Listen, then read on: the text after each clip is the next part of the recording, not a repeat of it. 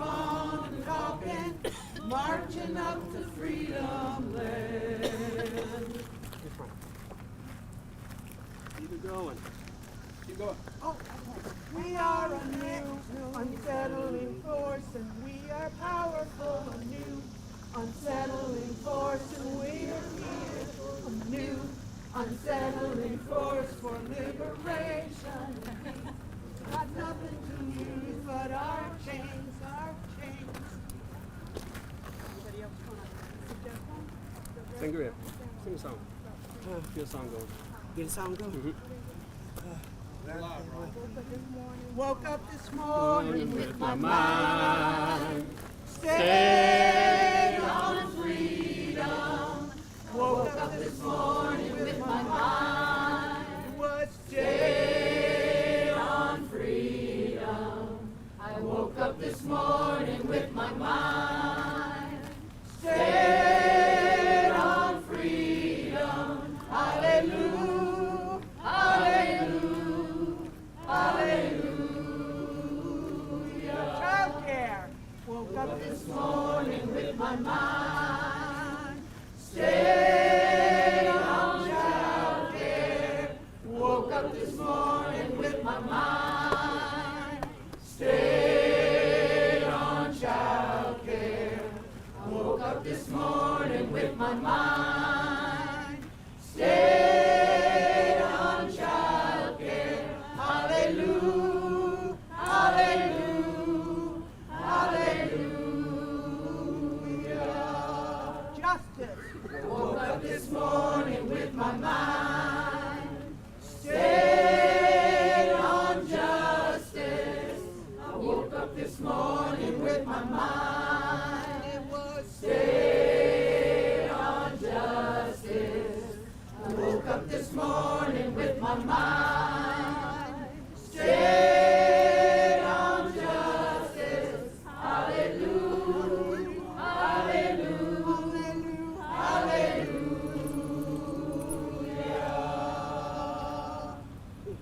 Forward together. Not one step back. Forward together. Not one step back. Louder together. Not one step back. Forward together. Not one step back.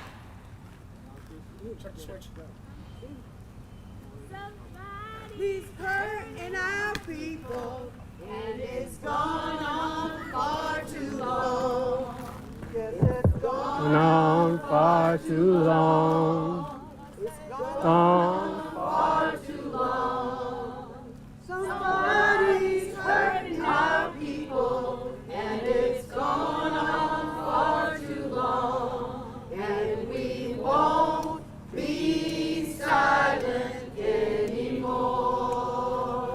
Somebody's hurting our children, and it's gone on far too long. Yes, it's gone on far too long. Oh, and it's gone on far too long. Somebody's hurting our children, and it's gone on far too long. And we won't be silent anymore.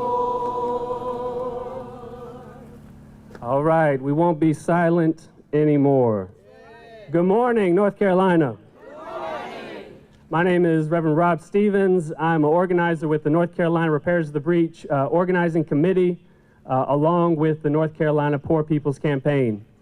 We are going to get started with this rally and press conference as our friends are still coming in before we process over to the General Assembly. I first want to ground us in where we are today, both chronologically and geographically. First of all, chronologically, June 12th is a heavy day. It was 8 years ago that dozens of sacred souls were massacred at the Pulse nightclub in Orlando.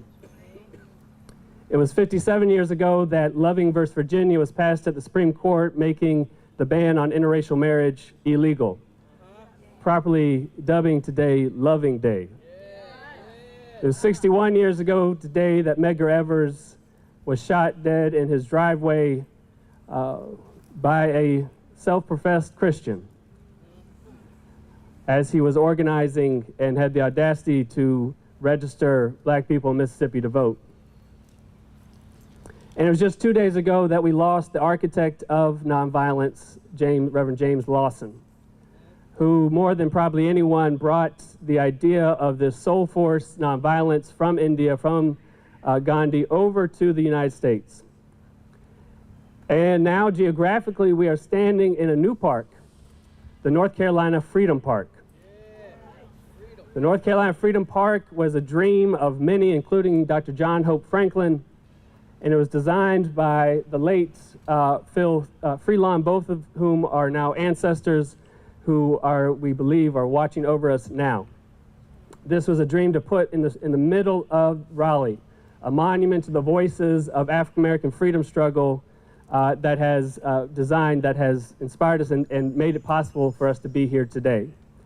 So we lift all of them up. We encourage you to read their stories, read those voices as we move through today.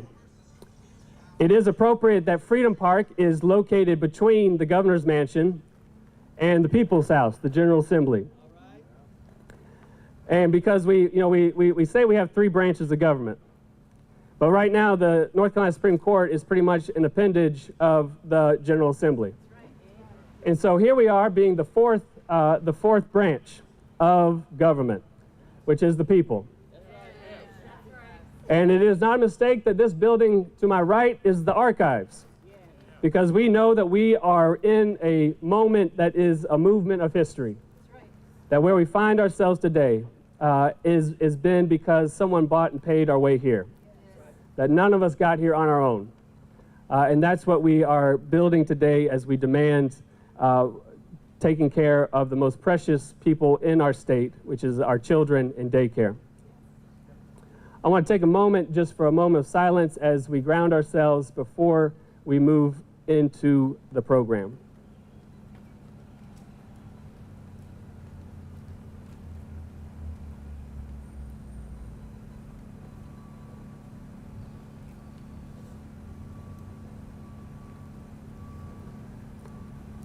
God of power, God of might, God of courage, God of wisdom, we ask your presence here today. We ask that you open each person's heart to your word, to your feeling, to your strength, as we demand that your children get the care they need. God, we know that in the struggle for justice we have cosmic companionship. And though it may look dim right now with the chances at our General Assembly, in the People's House with our money, we know that we cannot let the decisions of this body go without a witness. God, be with us. We know that even to bring a child into this world in this day and age is a radical act of hope, a hope that demands that the world must be better. We know that we are your feet, we are your hands here. Protect us, go with us, and soften the hearts of Pharaoh across the street. We pray all these things in your mighty, loving, and tender names. Amen. So as folks are coming in, feel free to come join us as well. We're going to start out with, I'm going to ask Emma, actually, if you don't mind, to start us off. Emma Biggs out of Charlotte, North Carolina, who's been a leader in the Childcare effort and movement. Please give it up for Emma Biggs to tell us what's at stake for Childcare. Good morning. As we stand here today, we have 18 days left before the funding cliff expires. And what is happening in our state is not just injustice to our children and our families and our economy and our businesses, but it is actually criminal on what they're trying to do to our children, especially our black and brown children. If this funding cliff hard deadline happens on June 30th, within a year, it is projected that we will lose 3 in 10 programs in the state of North Carolina, and this will directly impact about 91,000 plus children that we know of. We already see child care centers and programs closing their doors.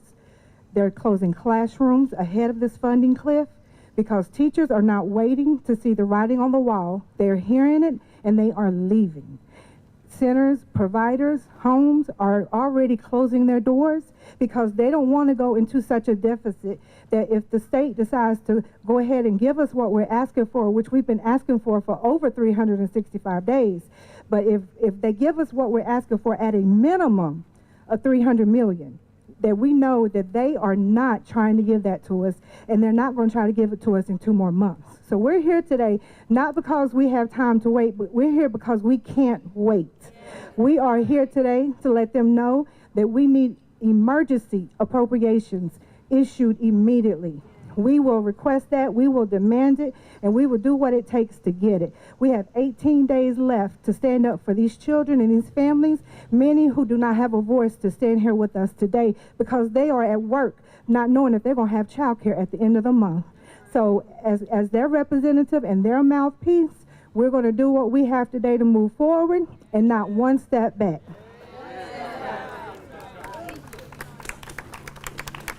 Hey, forward together. I invite the Reverend Nancy Petty from Poland Memorial Baptist Church. Thank you, Rob. Witness Wednesday. Yeah. We've just heard from Emma why we are here today, and we'll hear from other speakers about why we're here today.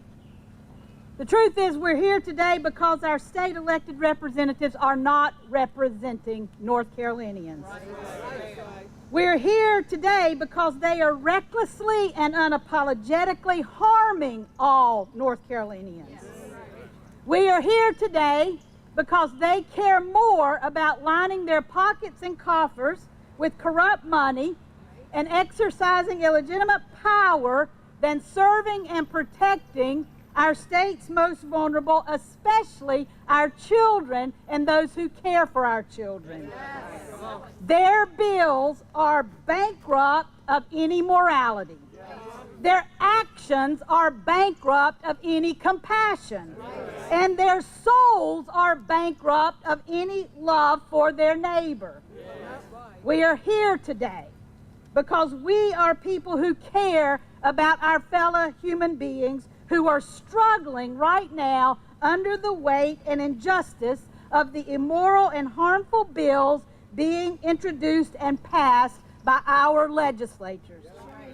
We are here today because we are a people who believe that the moral fabric of our state is being ripped apart by ego-driven leaders who care more about the love of power than the power of love and are hell-bent on propping up systems that disadvantage the privileged, that advantage the privileged and disadvantage the vulnerable and the poor. We are here, some of us, as people of faith, because our faith demands us to be here and demands our voice, not our silence. You know, Reverend Barber often quotes the prophet Isaiah who said, "Woe to those who make unjust laws, to those who issue oppressive decrees, to deprive the poor of their rights and withhold justice from the oppressed of my people, making widows their prey and robbing the fatherless." Well, our legislatures would do well to listen to Isaiah. But here's the other thing. They would also do well to listen to the man from Nazareth who represents the faith that most of them claim as their faith. They would do well to remember these words of Jesus. "Let the little children come to me, and do not hinder them, for the kingdom of heaven belongs to such as these."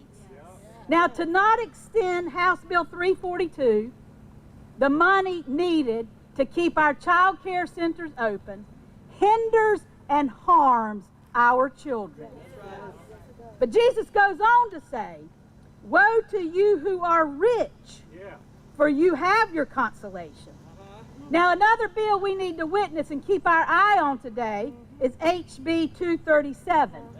That operates in darkness and secrecy to make the rich richer so they can buy off our elections. And so I'll close with this one. Jesus says, "The thief comes only to steal and kill and destroy. I came that they may have life and have it abundantly. Now, from my faith perspective, we are here to pick up that mantle, to stop the thieves, our legislators, and make it such that all people, all North Carolinians, can have life and have it abundantly. May it be so.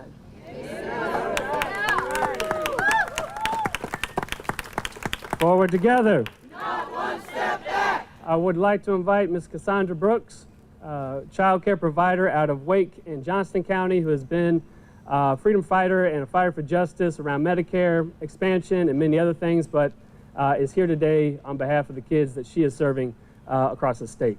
Ms. Brooks. Good morning, good morning, good morning. Thank you, thank you, thank you. Again, my name is Cassandra Brooks, and I stand before you today as a child care advocate and a voice for the voiceless, children and families of North Carolina. We are gathered here today, united in purpose, to call upon our North Carolina legislators to take immediate and decisive action in funding child care across our great state. In the book of Matthew, Jesus tells us, "Let the little children come to me and do not hinder them, for the kingdom of heaven belongs to such as these." This divine wisdom underscores the importance of nurturing and caring for the children, the most vulnerable members of the society. Yet today in North Carolina, many families struggle to access affordable child care, quality child care. This is just not a child care issue. This is a moral issue. It is about the justice and compassion. Our children are the foundation of our future, and investing in their early education and care is not a luxury, it's a necessity. The time for action is now. We cannot afford to delay.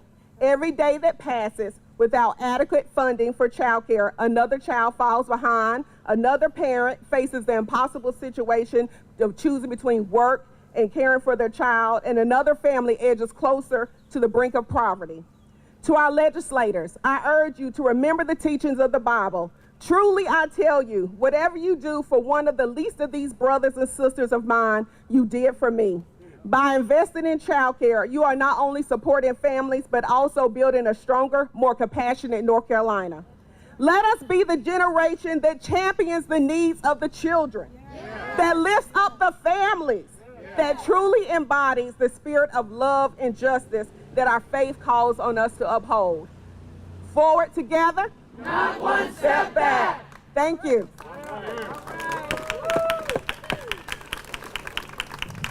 Everyone say, we have a budget surplus We have a budget surplus because they have a moral deficit. because they have a moral deficit.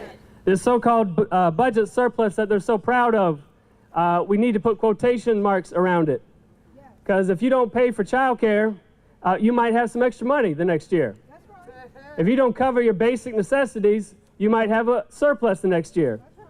If you get billions of dollars to bail out your tax cuts to the rich and corporations through COVID money, you might have a surplus. But they need to stop acting like that surplus is their personal bank account. Because that's our money. And shame on them. For a year ago, making it functionally illegal for poor, pregnant people and women to get access to abortion and health care. And then turn around and not pass a single extra dollar for child care. There's nothing pro-life about that. Shame on them. This is a crisis of their own making. This is a cliff that is not natural. This is not a natural disaster. And now as we move into, I want to bring up Karen Ziegler from Democracy Out Loud, who's going to lay out what happened yesterday and the past week that is interconnected with today, that while you're going to see what they're not doing with child care, what they are spending their time doing instead. So Karen, please come tell us about that. Thank you. Thank you. A law that was passed yesterday by the General Assembly, House Bill 237, is further proof that the leaders of our state legislature will stop at nothing to consolidate their own power at the expense of the vast majority of the people of North Carolina. This bill has three totally unrelated parts. It's about masks, blocking traffic, and changing election laws in the middle of an election. What do these three things have in common? Fear of the power of the people. HB 237 rewards the billionaires who would manipulate and do manipulate our elected officials. The wealthy have already bought themselves a supermajority in the legislature and a Supreme Court. This law seems designed to allow billionaires, not the voters, to choose our next governor. That's right. HB 237 further disempowers the most vulnerable people among us and those who are fighting for the civil rights guaranteed by our Constitution.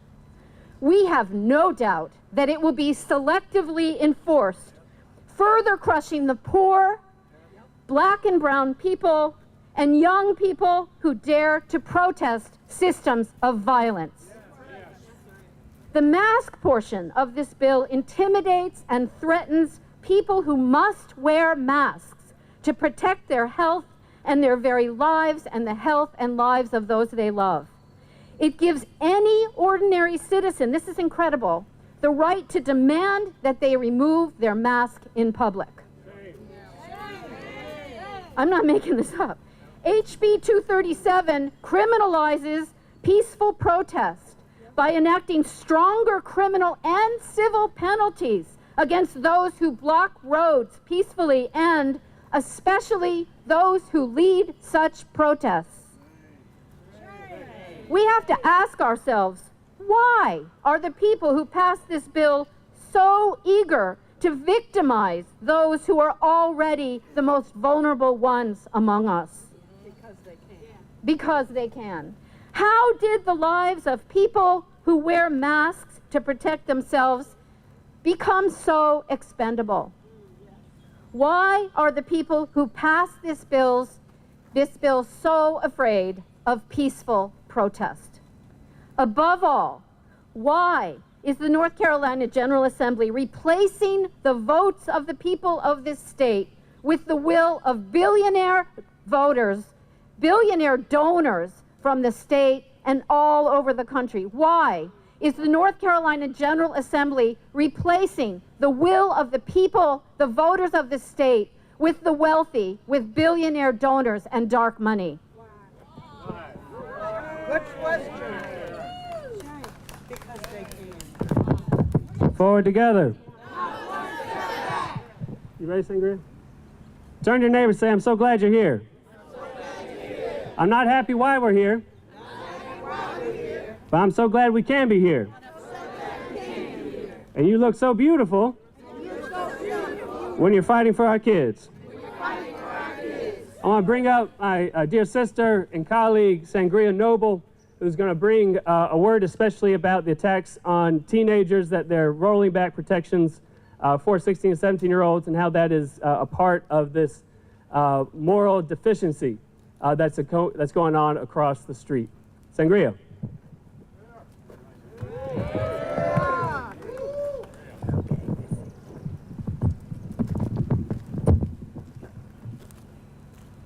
Hello everyone. Let me see if I can fix this thing here.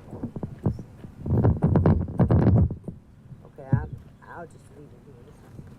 I'll just leave it here. I can stay right here. My name is Sangria Noble. I am an organizer with the organizing committee with the North Carolina Poor People's Campaign, but I am very much directly impacted by everything that's going on with the early child care interventions. That's going to leave us with lack of employment. Okay, that's going to leave the children with lack of education, because that component, that child care component, is essential. It's essential to our children when they're transitioning to public school or kindergarten through 12th grade.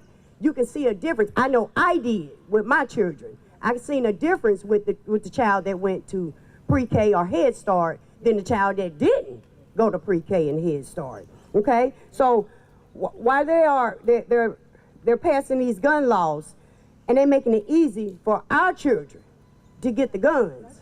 Okay, that's our children, not just the black children, the poor white kids, the poor Latinos, the poor Indians. They're making it easier for our children to get the guns. But what is it? Ignorance to the law is not acceptable. So when they get caught with these guns and whatnot, it was them that put them guns on the streets, okay?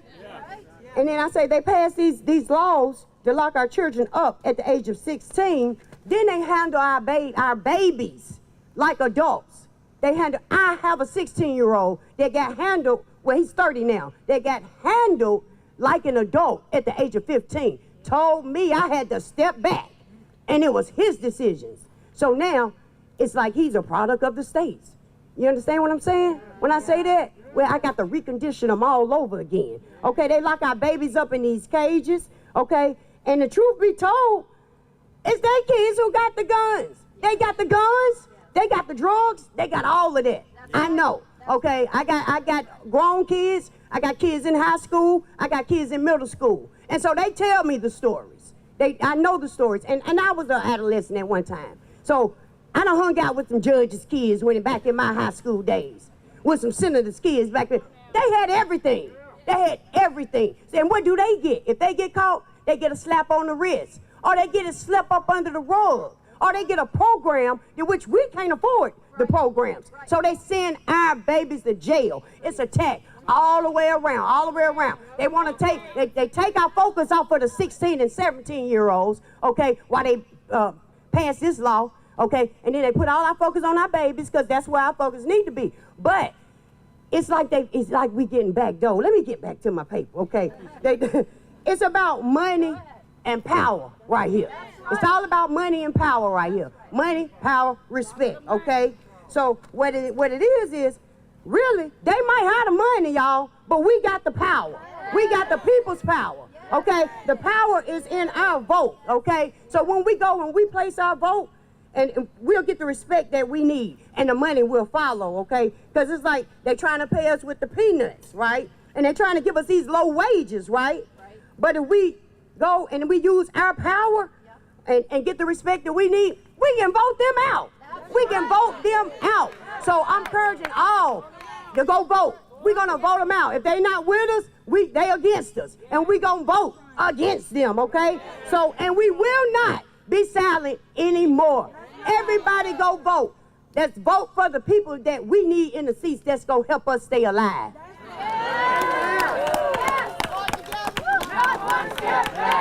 Forward together. So this week on Monday we started a blitz across the state of calling Senator Berger and Representative Moore every 3 minutes. How many here have made those calls this week? We have hundreds of calls going in. You can clap for that. We have hundreds of calls going in to Berger and Moore from everyday folks. You'll see whole childcares are shutting down just to make those calls. And by the end of the week, and they're calling right now, we will have thousands of them that have gone in. So if you're interested also in participating in that, you can come find one of us to get those calls in. Because there's something about childcare that touches a spot. Now, what they're going to say later is they're going to poll something, and they're going to maybe give a little bit. Although last year, the child care providers will tell you that they promised this bipartisan effort to pass child care. And then they passed their budget and went on home. They knew June 30th was coming, but they did not care enough for that. Instead, they decided to pour money into vouchers to go to schools that legally discriminate, we would say unconstitutionally discriminate, against people who don't think, act, and look just like them.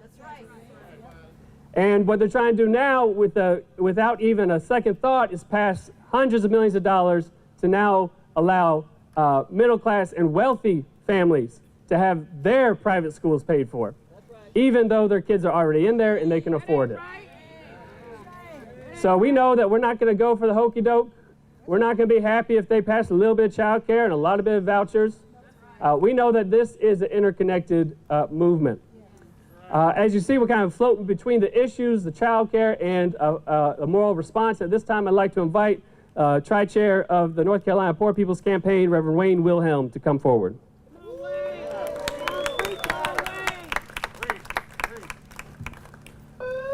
Good morning, good afternoon to everyone. great to see everyone here, great to be here, but unfortunately it is fundamentally frustrating and sadistically sad that we have to be here today to demand from those who claim to care so much about life to fund early childhood education. This is an attack on our children. This is an attack on our families. This is an attack on our communities. This is an attack on life. You, General Assembly, want to give an extra $400 million plus on top of what you've already given to private school voucher programs, when there are 4.2 million poor and low-wage workers, that's 40% of the population in the state of North Carolina, that need access to the basic necessities of all life. And child care is one of those. You want to give an extra $400 million plus on top of what you've already given, when almost 2 million people in this state leave their houses every day and go to work for less than $15 an hour. We need child care. When parents have child care and can go to work, that helps the economy. When parents have child care and can go to work, that helps with food insecurities for their children in our communities. When parents have child care, that provides safety for our children. Nearly 1/3, if the General Assembly does not fund this early childhood education in June, nearly 1/3 of child care providers may have to shut down, leaving nearly 100,000 kids without care, leaving families without options, leaving small business owners that are committed to the precious children of this state with their dreams ripped from them. Instead of rushing to fund kids in schools, they're campaigning on spending hundreds of millions of dollars on private school vouchers for families that can already afford those schools. We demand funding for health care now. We demand funding for health care now. And as a faith leader, I too hear the words of the prophet Isaiah. But I believe if Isaiah was here today, he would have a little more specificity. I believe Isaiah would stand today and say, Senator Berger and Speaker Moore, in all of those, woe unto you that voted for HB 237. Woe unto you that support HB 10. Woe unto you who will not fund early childhood education. Woe unto you that make unjust laws. Woe unto you that rob the women and children and the poor of their rights. Woe unto you, General Assembly, that pass legislation that withhold justice from the oppressed and hurt women and children. That's why we as the Poor People's Campaign, along with your help, we're going to continue to wake this sleeping giant of poor and low-wage voters. And we're going to make our voices be heard at the polls. We're going to be loud, and we're going to be loud. Somebody's hurting our children. Somebody's hurting our families. The General Assembly is hurting our communities. And we will not be silent anymore. Forward together. Not one step back. Forward together. Not one step back.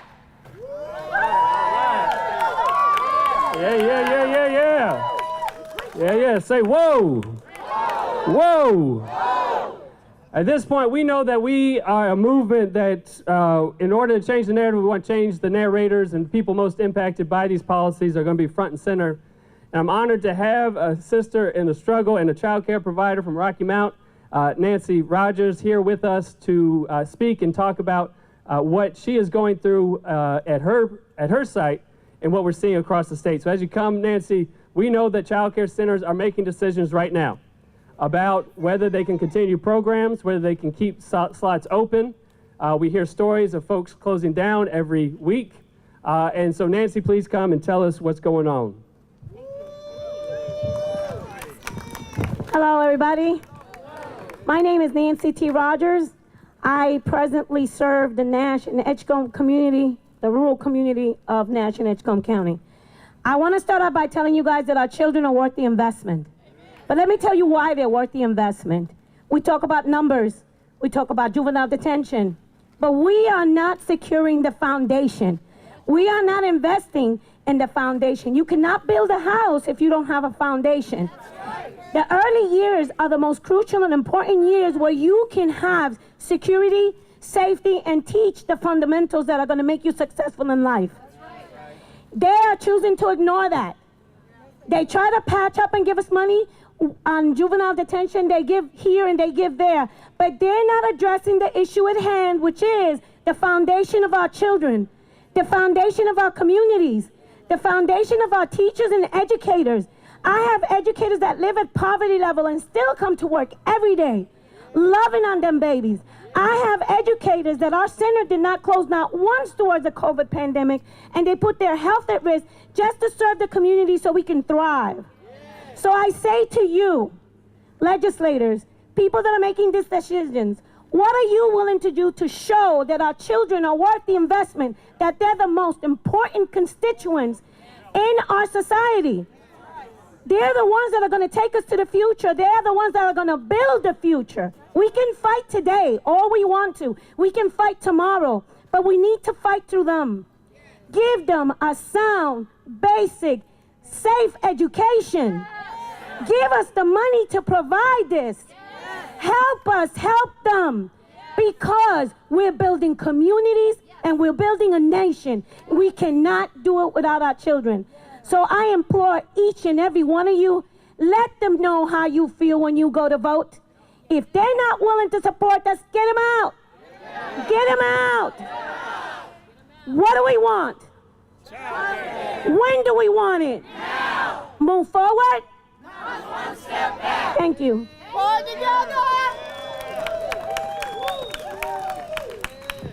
Thank you, Nancy. Want to make sure there is waters around. I think there's waters behind you that you hydrate. We are thankful that the architects of this beautiful place helped decide to keep the trees. And so, but we know that it's going to be a hot day, so please, if you see some water around you, if you could help get it to folks, that would be great. At this time, I want to bring up Jason Crazy Bear Keck from 7 Directions of Service, who's going to speak on a different bill that is attacking Indigenous sovereignty and Indigenous burial grounds here in North Carolina, while at the same time doing all these other things that they shouldn't be doing here. All right, Jason. Halito Ching Machukma. So it's not bad enough that they've historically invisibilized, brutalized, exploited, polluted our communities across the country, but especially in the state of first contact. It's not bad enough that they would do this to us in our living and in our flesh, but to do it through a bill taking developer money that would dig up the resting places of our ancestors who went through that suffering, by the way, which will also attack our historically enslaved ancestors, which we have relation with historically in this state. So not to mention that they're going after our children's preschool and public school dollars and the safety there. Not to mention they're going after our young people and their democratic ability to take to the streets peacefully when they need to, calling it a felony if it obstructs traffic, like North Carolina knows anything about traffic, right? But it's a felony to obstruct it in the name of right and righteousness. Not only are they making it criminalized to wear masks, the mask that they made it criminalized for us not to wear, for whatever reason, godly reason, they threw that one in there. Not only are they making it easy for corporations and billionaires to anonymously give money to anybody for anything, which is good. If you don't understand that, that's going to make this state a corporate state, which is going to become a dust bowl that's going to make the 1930s scream out in shame. So what I feel, what I see, and what I call this is corruption, true corruption. This is not democratic legacy. This is not for the people that vote and elect them in. This is corruption, and this is brutality on us as the poor, simply for our circumstance. Anakma Abanoke, tomorrow we will win.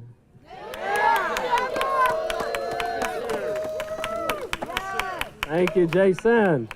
All right, forward together. Not one step back. I see a group of folks in red to my left.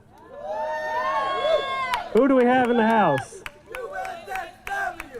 I'll invite Keith and whoever else you're bringing with you to come forward. We have the Union of Southern Service Workers, the mighty, mighty union that was born here in North Carolina.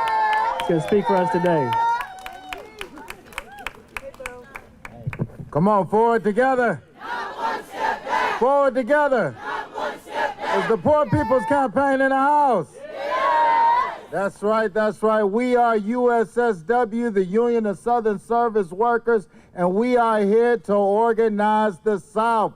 So when I say, who are we? Let me hear you say USSW. Who are we? USSW. And what we do? Organize the South. That's exactly why we are here today. We are standing with all workers here in the South, all service workers, all child care providers to say enough is enough. And it's time that we organize the South. Am I right? Yes. So I'm here to bring up one of our founding leaders of the Union of Southern Service Workers, the mighty Ishani Gaskin. Y'all make some noise for her. Hello, my name is Ishani. As he said, I'm here just to share my story as a mother of two, and I'm expecting. It's a struggle out here. I'm here standing with fast food workers, service workers all over the industry because $12, $7 ain't enough. I need more than 15 at this point. I got 2 kids, $1,300 rent. I can't afford to do this on my own. I don't get maternity leave. Any job that I've been on, they don't have it. You can't get it unless you're management or better. My son is 2 now. He's finally in school. I got him in Head Start, but it's still a struggle. I work night shifts, so he goes to school during the daytime, and then what do I do at night? I don't have no after-school programs. I struggle trying to find babysitters. It's really a lot, and I'm here to say that enough is enough. We have to stand up and fight back. I'm fighting for the Head Start programs, the school lunches, school meals, schools in general. We need better schools for our children. The kids come first, and my kids come first. I don't know about y'all kids, but my kids come first. And I'm going to stand out here every day. I'm going to come and speak wherever I can for my kids. Because I'll be darned if my kids go to school and can't get what they deserve. My kids are going to have a good lunch.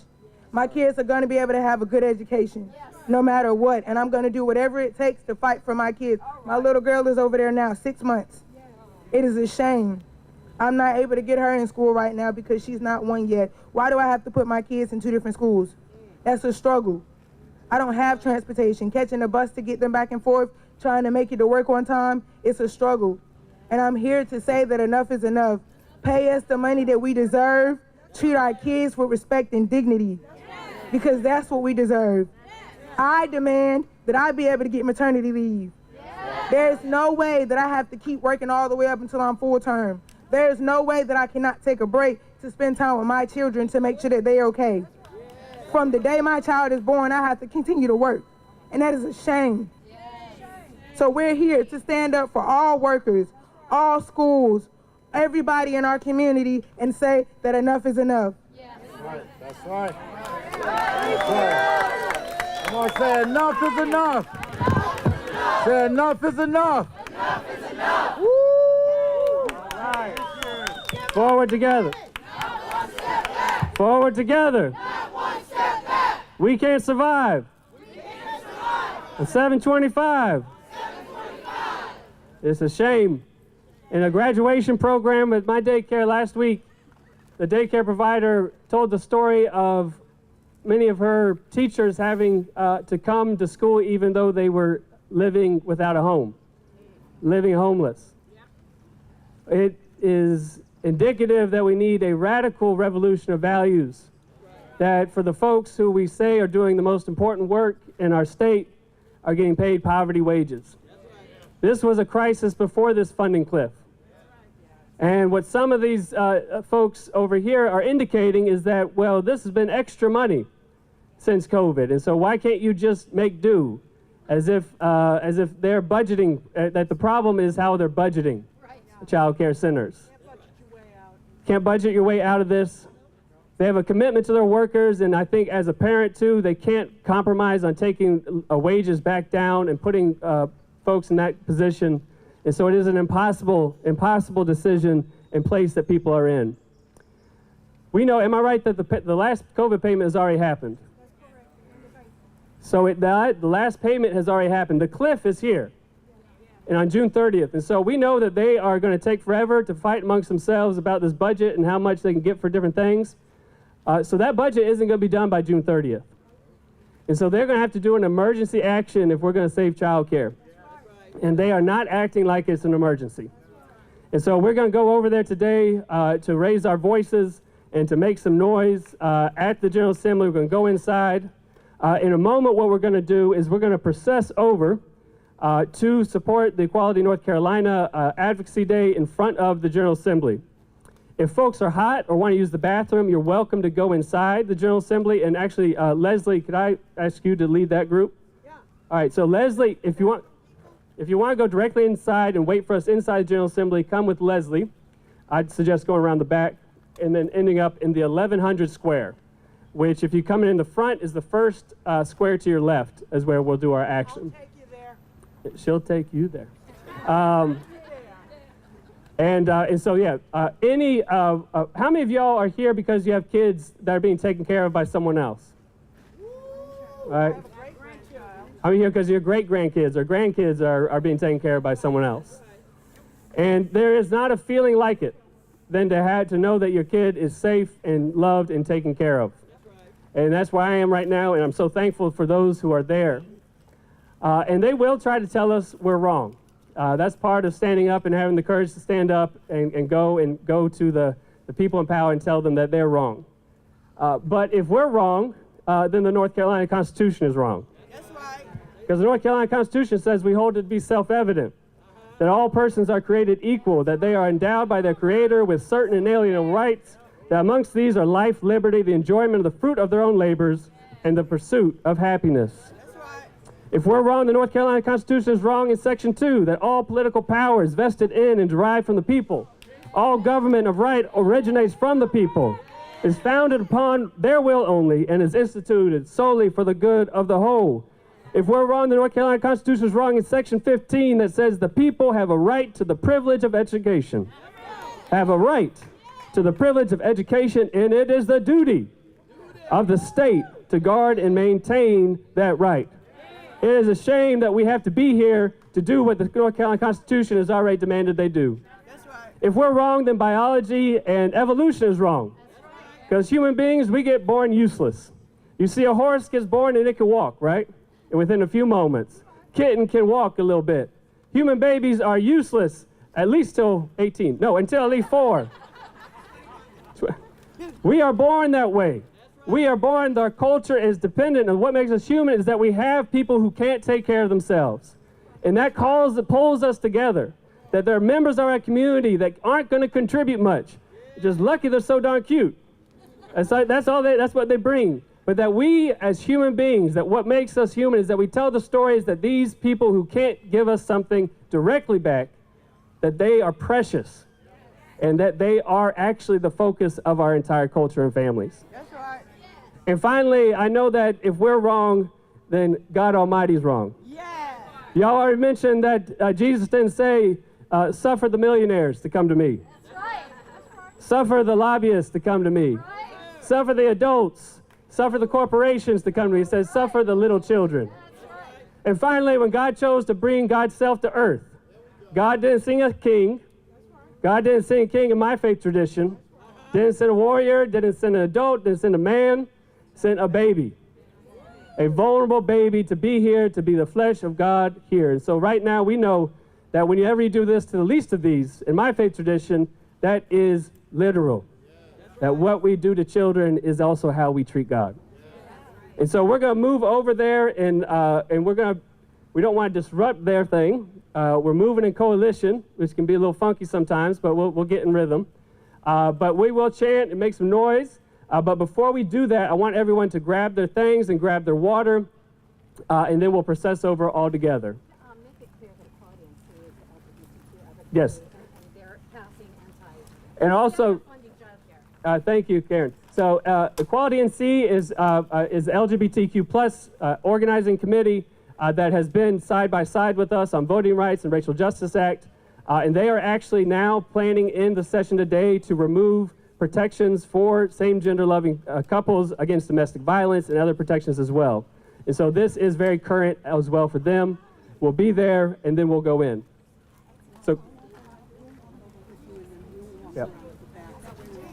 Great. Yeah, if we line up right over here, to my right. Yeah, and you can take signs. Bring your signs as well. Where do we line up to go to the press conference? Right here? We're all going to go together. Oh, okay.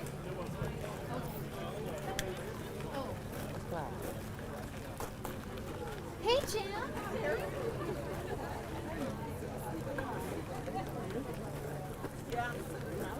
Listen, I was at the Moms for Liberty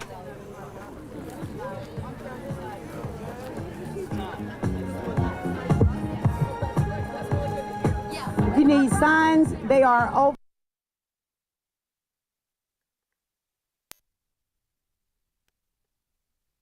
As well, grab some water. We moving forward together, not one step back. Let's go.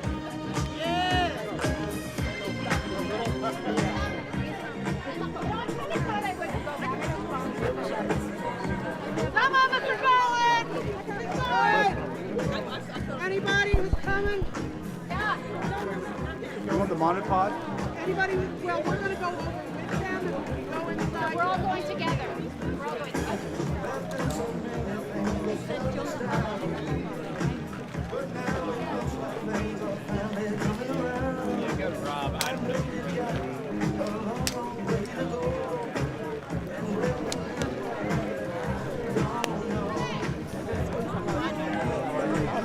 Wearing my Fuji cap. Here, let me take a picture real quick. Okay.